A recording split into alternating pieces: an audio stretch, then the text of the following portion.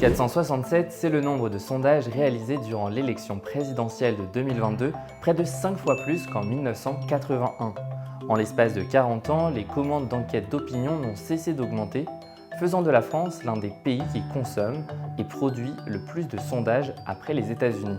Selon la loi, un sondage est une enquête statistique visant à donner une indication quantitative à une date déterminée des opinions souhaitées, attitudes ou comportements d'une population par l'interrogation d'un échantillon. C'est en quelque sorte une photographie de l'opinion publique à un instant T sur un sujet précis. Ils respectent la méthode des quotas et ils doivent être ainsi représentatifs de l'ensemble de la population.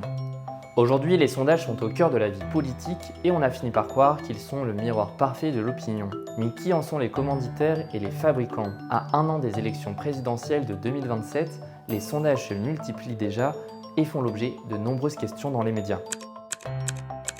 Alors, les sondages influencent-ils l'opinion? Quelles sont les répercussions sur les débats? Et plus globalement, manipulent-ils nos élections?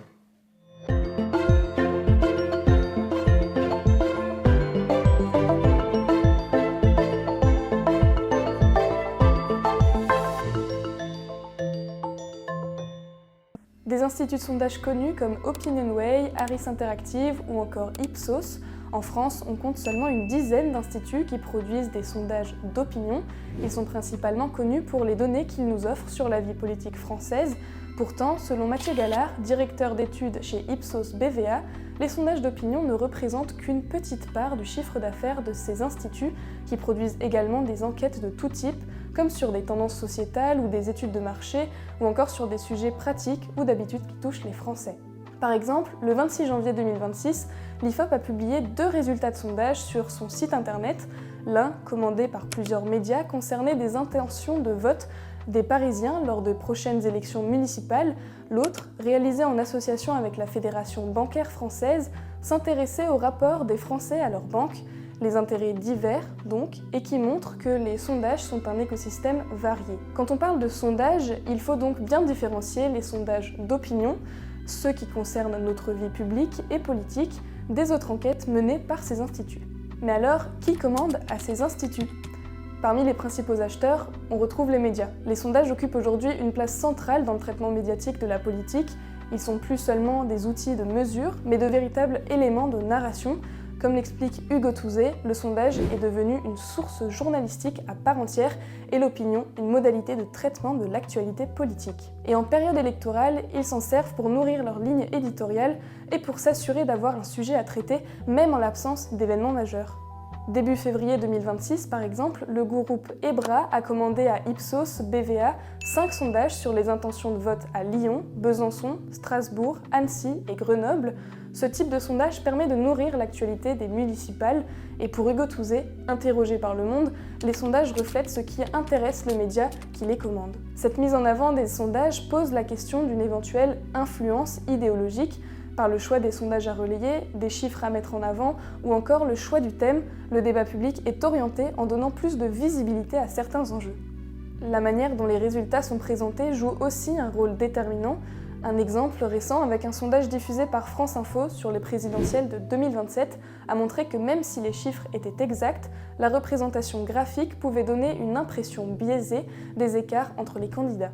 Une échelle mal calibrée peut donc influencer la perception du public et les sondages sont aussi abondamment commentés.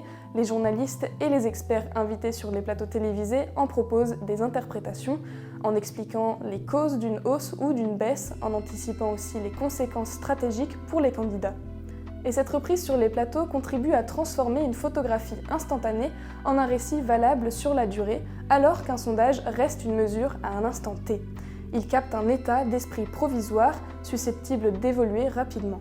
Autre commanditaire des sondages, les politiques, dont l'usage des sondages est stratégique. Ils permettent de tester des propositions, d'évaluer la réception d'une réforme, de mesurer la popularité d'un responsable. Ils constituent un outil d'aide à la décision. Cependant, parfois, ils sortent du cadre, à l'image de l'affaire des sondages de l'Élysée, dans lequel plusieurs proches de Nicolas Sarkozy ont été condamnés pour avoir dépensé plus de 7 millions d'euros de fonds publics sans appel d'offres entre 2007 et 2012. Dans cette logique, souvent la décision précède le sondage. L'enquête sert alors à mesurer l'acceptabilité ou à adapter la communication.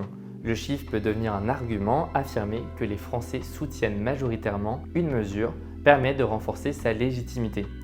Pourtant, un certain flou entoure certaines utilisations. Tous les sondages commandés par des partis ou des gouvernements ne sont pas rendus publics. Les thèmes précis, les formulations des questions, les intentions stratégiques ne sont pas toujours connus. Ainsi, les sondages réalisés n'ont pas toujours un lien avec les politiques menées. C'est le cas notamment dans cette affaire. Les enquêtes s'intéressaient surtout à des thématiques pertinentes pour le futur candidat Nicolas Sarkozy, comme la perception de son mariage avec Carla Bruni ou les prestations télévisées de son adversaire François Hollande, plutôt qu'au poste de chef de l'État.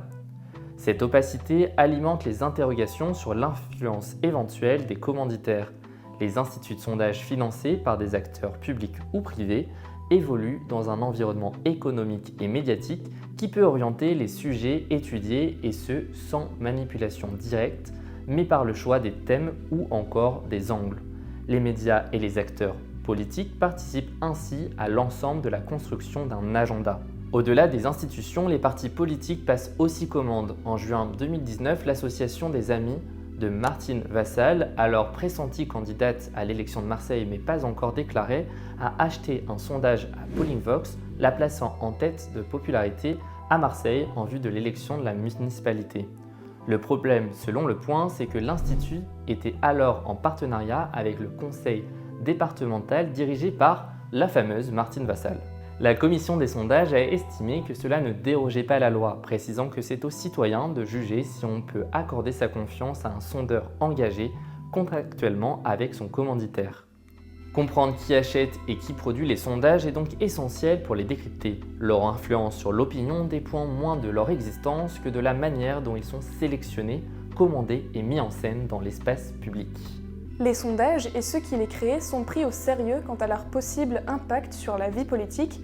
En mars 2025, la commission d'enquête parlementaire concernant l'organisation des élections en France auditionne les dirigeants des principaux instituts de sondage français et les interroge sur leur méthodologique. Les sondages sont donc vus comme un maillon essentiel dans le processus électoral, tout comme les représentants politiques ou les médias. Selon Jacques Guerschlé, professeur de sciences politiques, même de manière inconsciente, les votants adaptent leur stratégie de vote à partir des sondages lorsqu'ils y ont été exposés. Cela témoigne de la manière dont les sondages influencent la pensée et les actes des individus, et c'est aussi ce constat qui a participé à la création de la commission des sondages en 1977 et des lois adoptées autour des sondages ensuite. L'opinion publique peut être influencée par les sondages lorsqu'ils sont trop fréquents, puisqu'ils la conditionnent en montrant aux individus quelles sont les questions à se poser. Le simple fait d'en parler donne de la crédibilité à une question ou à une personnalité politique, orientant donc le débat public sur certains sujets. C'est ce qu'on appelle l'effet d'amorçage. Les votants voient alors adopter un comportement différent suite à la consultation des sondages, comme l'effet bandwagon, donc aller automatiquement pour le candidat en tête du sondage seulement parce qu'il est annoncé gagnant, ou alors à l'inverse l'effet underdog, c'est-à-dire aller voter pour un candidat à la traîne dans les sondages, comme pour secourir un perdant. Et c'est ce qui s'est passé en 1995, quand Lionel Jospin se retrouve en tête du premier tour de l'élection présidentielle devant Jacques Chirac et Édouard Balladur, contrairement à ce qu'avaient annoncé tous les sondages. Il a bénéficié de l'effet underdog, ce qui l'a fait remonter, à la surprise de tous, sur les résultats réels. L'impact des sondages se manifeste aussi par le vote utile. C'est un calcul stratégique, l'individu délaisse son candidat de préférence pour voter pour celui qui a le plus de chances de l'emporter face à un adversaire qu'il rejette. Et puis les sondages influent aussi sur l'abstention, puisque contrairement à l'effet d'entraînement, une victoire annoncée peut aussi démobiliser. À quoi bon voter si l'élection semble déjà jouée ? Au final, on ne vote plus seulement selon ses opinions, mais en fonction de ce que l'on croit savoir de l'opinion publique. Pourtant, cette influence est aussi à nuancer. Selon le politologue Alexandre Désé, les personnes qui suivent de près les sondages sont souvent les plus politisées. Leurs convictions sont déjà arrêtées, ce qui les rend moins influençables. Mais en réalité, le principal effet des sondages, c'est de nous faire croire qu'ils sont tout-puissants. C'est ce qu'on appelle l'effet du tierce personne. On surestime l'influence des médias sur les autres tout en minimisant celle qu'ils ont sur nous-mêmes. Une enquête de l'IFOP le confirme, si 59% des Français pensent que les sondages influencent le vote des électeurs, ils ne sont plus que 15% à admettre qu'ils influencent leur propre choix. En définitive, les sondages ne sont ni de simples thermomètres neutres de l'opinion, ni des instruments de manipulation absolue. Produit par un nombre restreint d'instituts, commandé par des acteurs aux intérêts variés et largement relayé par les médias, ils participent à la construction du débat public. Leur influence existe, mais elle demeure indirecte, diffuse et inégale selon les individus. À l'approche de l'élection présidentielle de 2027 et à quelques jours des municipales, la multiplication des enquêtes rappelle surtout la nécessité d'un regard critique et de bien avoir en tête qu'ils ne sont pas suffisants pour comprendre la société et ses dynamiques. Dans une émission à l'air libre de Mediapart, le média affirme ne pas commander ni commenter de sondages. À la place, il décide d'inviter des politologues, des sociologues et spécialistes afin d'établir le climat politique du moment et faire des statistiques selon cette atmosphère. D'autres médias comme Ouest France ont fait le choix de ne plus utiliser de sondages et trouvent d'autres moyens de traiter les campagnes des potentiels candidats. Nous l'avons vu, les sondages ont une place importante dans l'espace médiatique et dans les stratégies politiques. Selon André Désé, il faudrait surtout les réguler et améliorer leur qualité plutôt que les supprimer complètement. La remise en question des intérêts financiers et commerciaux qui résident derrière la petite poignée d'instituts qui effectuent des sondages ne doit être ignorée. Plus que les sondages eux-mêmes, c'est l'usage que nous en faisons qui peut orienter nos démocraties. Finalement, la question n'est peut-être pas tant de savoir si les sondages manipulent les élections, mais si nous acceptons de laisser les chiffres parler à notre place.